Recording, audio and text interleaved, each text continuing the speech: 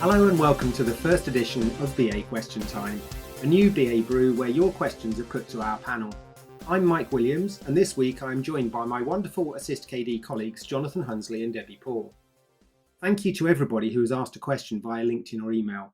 We will try to get through as many of your questions as we can today, but we may have to carry some over to the next episode. So panel, are we ready to begin? Yes. Yes. Are we ready, Jonathan? Yep, I'm as nervous as you are. There's no points in this. It's all about questions. No prizes, just questions for our audience. Are you going to mark our questions, Mike? Are you going to give us a score out of 10? Am I going to be able to score? Correctly? We'll have to ask our producer about that at some point later. But there are no prizes in this, Jonathan. Just satisfaction for helping at the BA community. Okay. Right. Well, hello to Shane McGlynn from IRM UK. He sent us a question asking, should business analysts understand commerce and business? Jonathan, would you like to start with that question? So there's a short and a long answer to this question. My short answer is absolutely yes. So in the title business analyst, there's obviously the word business, and commerce and finance are part of business. So if we're not able to understand the language of commerce and finance, then we're not able to truly analyze the business in a complete and holistic way, because it's absolutely important that we understand budgets, sources of funding. I think we should understand things around costing, how a cost produce. If we're looking at appraisal of opportunities for change, we've absolutely got to get into the business case and understand the rationale. What are the strategic impacts? What are the risks and the cost benefit associated? Investment appraisal techniques are, I think, fundamental to the BA skill set.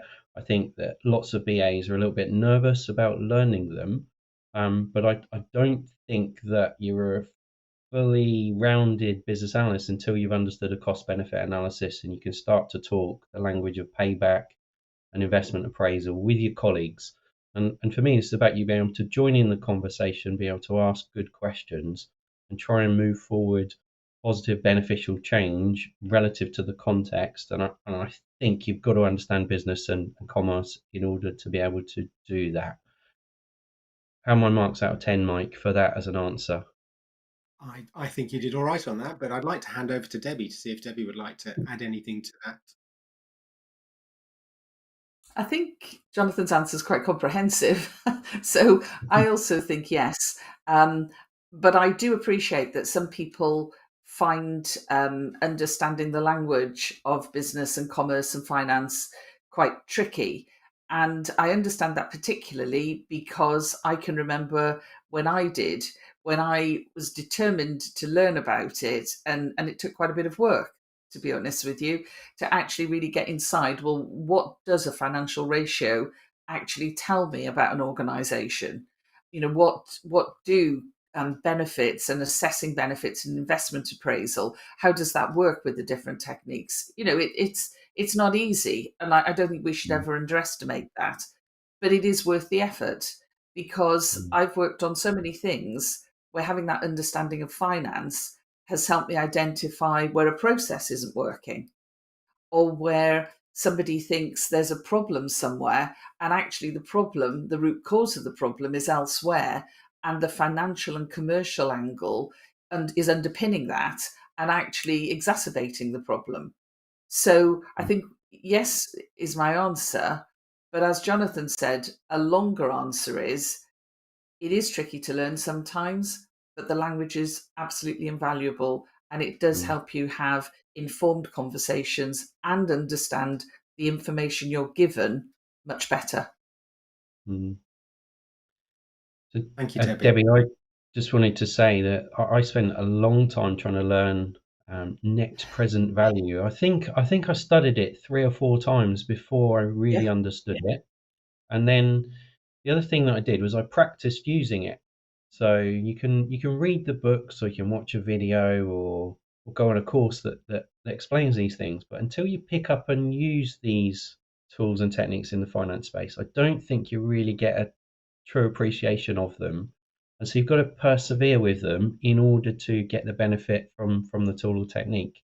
It takes a bit of bravery and perseverance, and it is quite difficult if numbers aren't your natural thing. And if you're put off by looking at ratios and whatnot, it's not necessarily going to be the most fun thing that you do, but it's going to be worthwhile if you persevere with it. Thank you, Jonathan. I think there is a quick answer to this, which I think it's yes from me, that yes, they should understand that. I think I started my career as more of a systems analyst, and I think as a systems analyst, I was able to kind of bury my head in the sand a little bit more and ignore what was going on in the business, because I was just making the system do certain things. But I quickly came to realize that actually having a better understanding of what the business was doing and how the business worked meant I could help deliver better solutions to the problems. So thank you, Shane, for your question. Okay, next question comes from Trevor Bragg of the Environment Agency. From a BA team point of view, how can you make the most of time together as a team of 20 where we can share knowledge and experiences and feel like part of a team, balanced with time being drawn towards their projects? Debbie, would you like to lead on that one? Yeah. Interestingly, one of the frameworks that I use a lot in business is a DARES model of team, task, and individual. And just in case anybody hasn't come across this model, it really is incredibly useful, because what it tells you is that if you are leading a group of people, then you have to keep the team, the task, and the individual in balance. But what that means is you can't overlook the team element, and to put effort into building that sense of a team is as important as your focus on completing the work of the task and understanding each individual person. So it's a very, very useful framework. And I really therefore get where Trevor's coming from with this question, because it's so important to try and find the way that will help build that essence of working together, because that really helps collaboration. And also, I've found it also means the work gets done more quickly, because people know who to go to, who to ask questions of, etc., etc. How you do it, I think, depends on the context. But I do think one of the key things that we can think about is common purpose and common values. And one of the areas that I would address if I was trying to build a sharing community of people that collaborate is I would get them together initially to actually get some idea of what they think the values and common purpose are. Because if you do that, you start to build that sense of where we're all in it together, as it were. Then you can build from there to actually develop other aspects, such as ways of working and maybe standards. But I think sometimes we start with the ways of working and we forget to think about, well, who are we and why are we here? And I've now given Jonathan a fabulous intro into his favourite approach to anything. So I will let you hand over to him. So I'm feeling blindsided there, Debbie. My favourite approach is normally SciPoc I weave into an answer, but I'm not sure if that was the one you were looking for. So I think starting with the why. Why is there a team? What's the team there to do? What do people want to achieve as being part of the team? So if you're trying to build a community or anything, there isn't a common or shared purpose in terms of what it's there to do, I think it can flounder quite quickly. I remember being invited earlier in my career to a BA team meeting that I wasn't leading, I wasn't setting up. And what the team lead did is they just went round each person in the room and they were expected to give an update. And there was no structure to the update, and there was no reason why people were sharing these updates. And everyone just felt a bit on the spot and a bit awkward. People didn't really want to attend that meeting. They couldn't see what the value was of the meeting. So I think purpose, why are we there? And then the other thing that I'm just going to add is, what do the team want from the team? What challenges or opportunities are the team facing that they might need some help with? What ideas have the team got in terms of how they might do things like sharing knowledge, sharing case studies, in terms of with each other to improve the work of the team? And then the other thing that I think is really useful, and I'm not saying that I'm the best at this, but to have a bit of fun, getting to know each other, getting to know your colleagues, playing games, for example. It's something that we've done in team meetings at Assist in the past. We've made sure that there's time for people to socialise, have a bit of fun, and build connections. And I think that if you've got that common purpose, you've got some knowledge share, you've got the connections, you've got the start of a basis for what might be a really productive and engaging community for the individuals. There's some additional thoughts, and I'm not sure, Debbie. I really am keen to hear what model were you expecting me to say in my answer. Well, having worked with you for quite a while, Jonathan, if I've heard the phrase "start with why" once, I think I've Yeah, heard it about 1,000 times, I and think I I think might have weaved it's that in usually there. you saying it because I do, I've worked in so many situations where if you don't understand what you're about, why you exist as a team, it can be so fragmented, and people just don't have a focus. And whereas if you do understand that, you understand how to behave in certain situations. And I've seen that so many times where people know, actually, this is what we're here for. These are our values. This is Mm. therefore what we should be doing. So Synex Start With Why framework was definitely the one. But I shouldn't have forgotten about SIPOC, because that is Yeah, the other phrase that that's Jonathan my. says all the time. And And I I love shouldn't have SIPOC. overlooked it. I do love I know SIPOC, and you we do. could have gone into the SIPOC of a team meeting, and I'm not sure that would have been a compelling answer. Not as much as looking at the why and the purpose, at least. Can I also say that I do agree with the social aspect? I mean, you guys know we do like to have fun and socialise at Assist, and that's been the case with every organisation I've ever worked with and every team I've ever led. And it just helps, again, that sense of knowing each other and Mm. knowing each other as individuals, if we come back to Adair, as well as knowing each other within the team that has our task as our purpose. So it just oils the wheels of collaboration, and Mm. it makes it nice to work with the people who are in your particular team. Mm. So Pip Hall from Technology Services actually sort of asked a very similar question to Trevor, which was, how do I bring together a group of professionals working in and around the business analysis space to add value to the business? We won't dwell on the adding value bit. We'll move swiftly over that. But Pip's created a community, but feels it's informal, and I quite like that whole idea of community, because what is that? What is the community for? I'm concerned about the current hybrid and virtual working, that we've lost potentially that informal opportunity to have chats with our colleagues. And that's a very important part of the day. I think creating spaces to do that, to engage with your colleagues, not necessarily for a direct business purpose, but for the purpose of building the team and building relationships with the team, I think is something that does give a purpose, that does give a reason for doing it. Any thoughts on that, Debbie?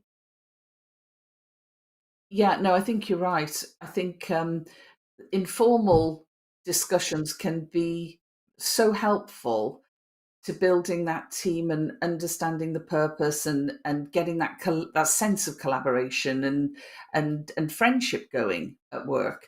I think because we are in a hybrid model, some organisations are completely virtual.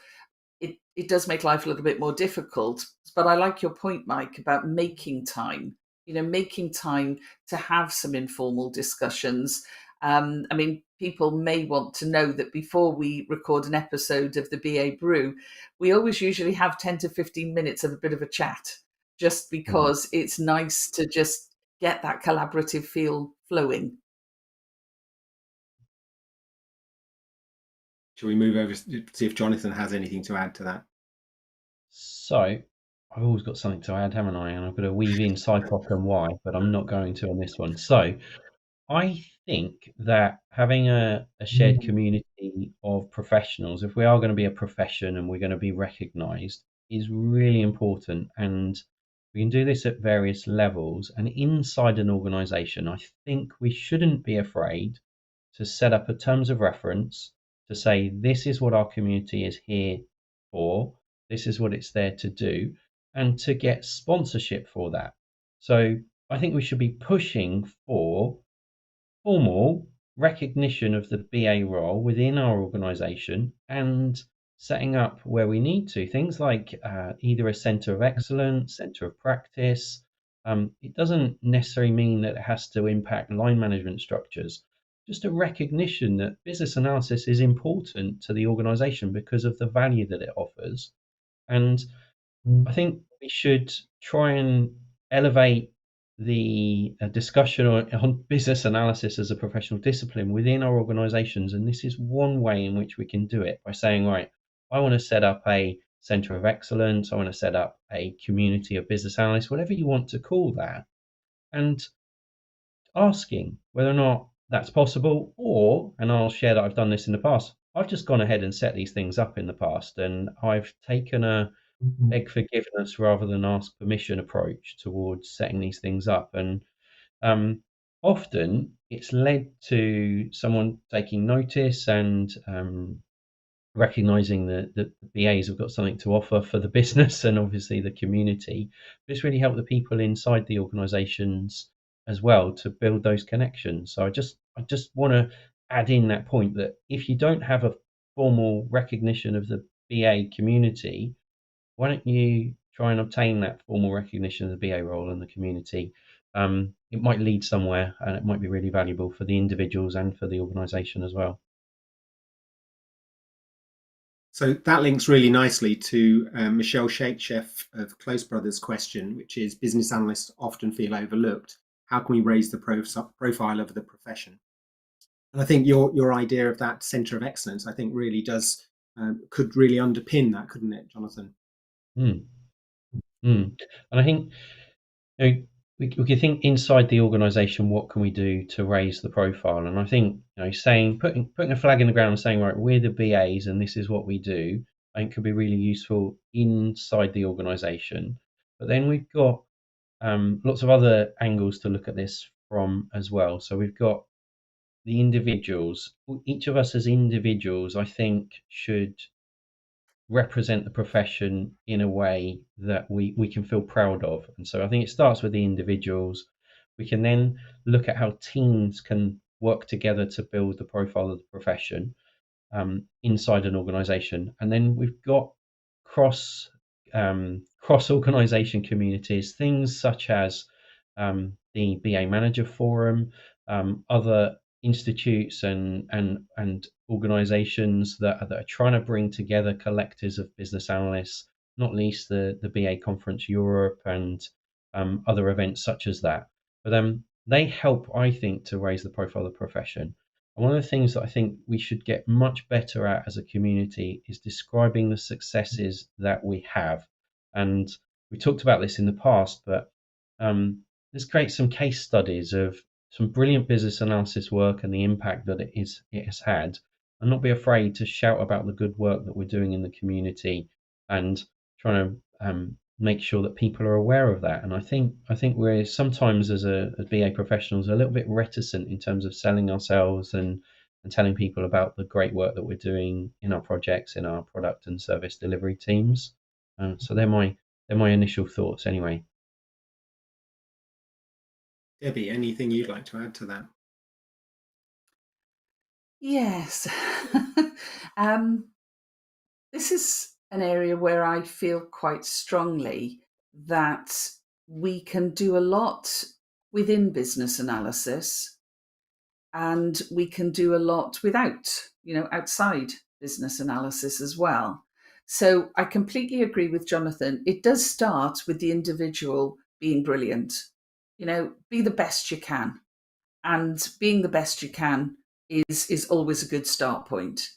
And that means, learning and trying things out, and thinking about techniques that you've come across and how you can apply them, thinking about what you're doing on a project and whether there's something that you're missing or there's a new angle that would work. So being the best you can as an individual, because that demonstrates excellence, that demonstrates analytical thinking, and hopefully that demonstrates to organizations that this is a role and possibly a person that it is very worthwhile keeping around. So I think there's that angle. I think then some of the things we talked about in terms of the community is also very important, because that sort of consistency and integration in the community can also be very powerful and can offer quite a powerful voice in an organization. But the big area where I think we are missing a trick is outside business analysis. So, for example, within organizations, lots of organizations have community days. I've been to quite a few, I've organized some. Obviously, the BA Manager Forum is a BA community.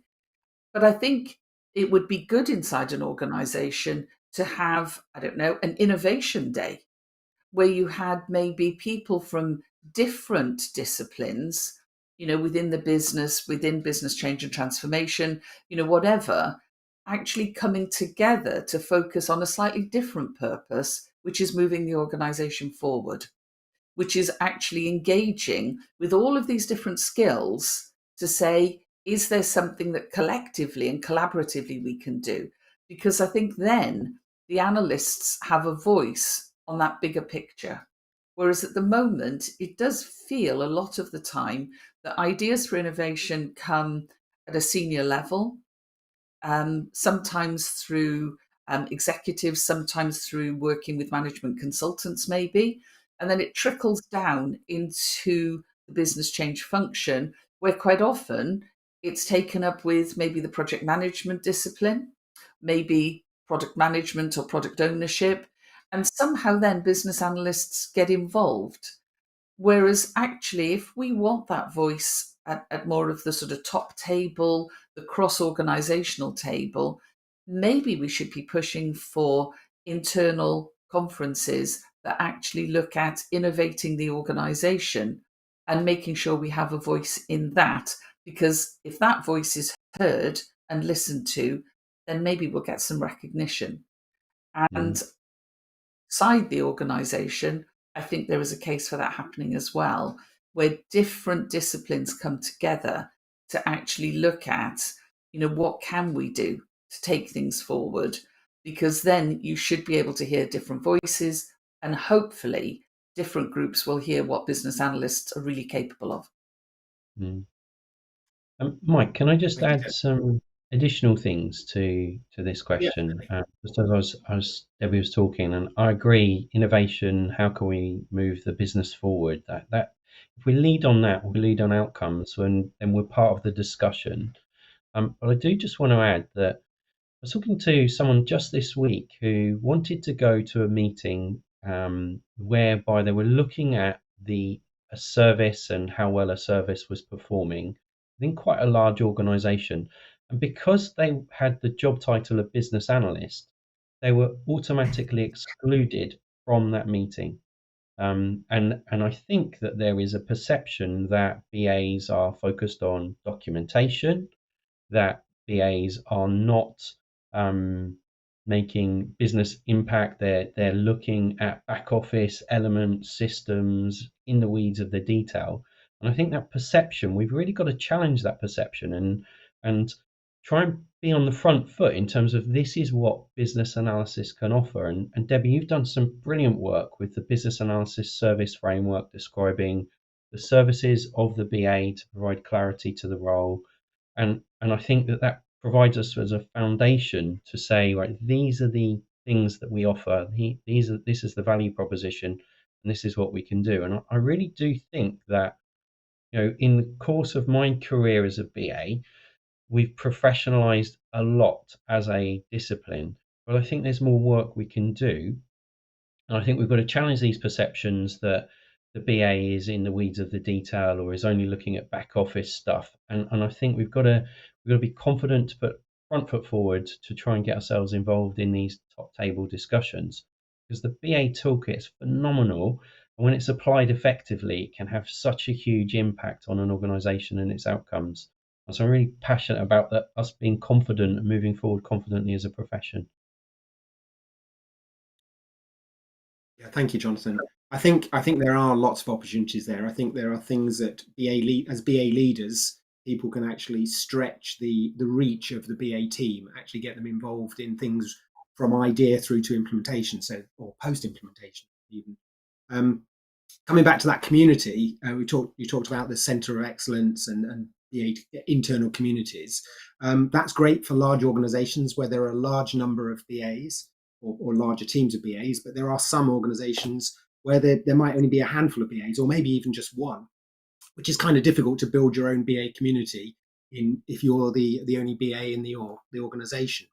So it's worth looking at what's available externally. So are there local BA networks? Get involved with BA conference if you can. If there aren't any local BA networks, then see if you can get in touch with other BAs in other organizations and set one up. That's something that's worth considering. Okay, I'm just looking at the next question here from David Beckham. David Beckham says, fashion choices. What does the panel think of sarongs for men? Seriously though, folks, what's going to be in fashion in the BA world this year? Thank you, David. Sorry, Debbie, what are your views on what's in fashion in the BA world this year? I was so hoping you were going to go to Jonathan for this question, Mike. What's going to be in fashion in the BA world? Well, what is going to be in fashion is going to be the last question. We're still going to be talking about how we make an impact, how we break through, etc., how we get people to understand the benefits that business analysis offers. So I think that's always going to be in fashion. There's also going to be a fashion around a certain view of the world that limits business analysis. There was an interesting discussion on LinkedIn yesterday. I think it was a question posed by Lynn Gervin originally, who we all know very well, about, should you just say it's got to be a user story because that's what my organization does? I think that is a fashion at the moment, and I really hope it's a fashion that is challenged in the next year. So my take on it is we are still going to be talking about issues that affect us. And what I really hope is that we start to challenge more. We start to think about context and adaptability more so that we can then really move things forward. Because that to me is where our fashion choices come in. The choice is, do we actually go along with it? Or do we say, actually, there are other things we can do and they're better things? I was working with one organization years ago where they told me they weren't allowed to produce a terms of reference or a PID because they'd been told they must never do that, even though the work they were doing, they weren't quite sure where to go with it. If that is still the case, and we're still saying in our organization it's always got to be a user story, then we're following a fashion rather than setting it. And in a world where we have so many issues around security and cybersecurity, and non-functional requirements should be dealt with in far more detail and at far earlier stage than they often are, we can't accept these things. We've got to say there's a place for whatever the technique is, but actually we need to challenge that it's not every place. So can I set a fashion there, please, for the next year? Okay, I guess we need to hand over to Jonathan to find his thoughts on that. What fashion we should be setting or following. I'm going to share this is the scariest question for me because fashion, I don't know, is it chunky knit? Is it chinos? Is it something else wrong? So thank you, David Beckham, for raising this very scary question. But in terms of a more serious answer, I can't agree more with Debbie in terms of the toolkit and thinking about what tools we apply relative to the context. And if there is this fashion, and I've seen it as well, where BAs are expected to write user stories, and that's the only thing they're expected to do. I think that's a really dangerous fashion trend we need to be getting away from as quickly as possible. User stories are a great tool, right time, the right place to use a user story. It's absolutely fine, but it's only one tool, and it's not a tool that fixes all problems, opportunities, not appropriate for all contexts. So my answer in terms of fashions that I'd like to see, I think collaboration has been a buzzword for many years, and I think it's going to continue as something that's on trend and being popular. And we've got to collaborate amongst the BA community, but also with other change professionals and with other business colleagues. So I think a trend towards collaboration and working towards collaboration towards outcomes, I think it's going to be really key. I think we're going to see increasing professionalization of business analysis and an expansion of knowledge and skills into areas like business architecture and service design. And I think those related professions, where they're looking at the what, the how, the why, the how, where, who, and I think I've just mixed those up.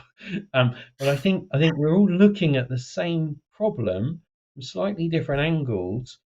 How do we move the organisation forward with maybe slightly different toolkits? And what I think is going to be a trend is business analysts reaching out and learning about those disparate and related professional disciplines and expanding the BA role into those areas so that a person could take on a challenge and use elements of the business architectural service design toolkit or elements of the business analysis toolkit, but just driving towards outcomes for the organization. I think outcome focus is going to be a key trend over the next few years.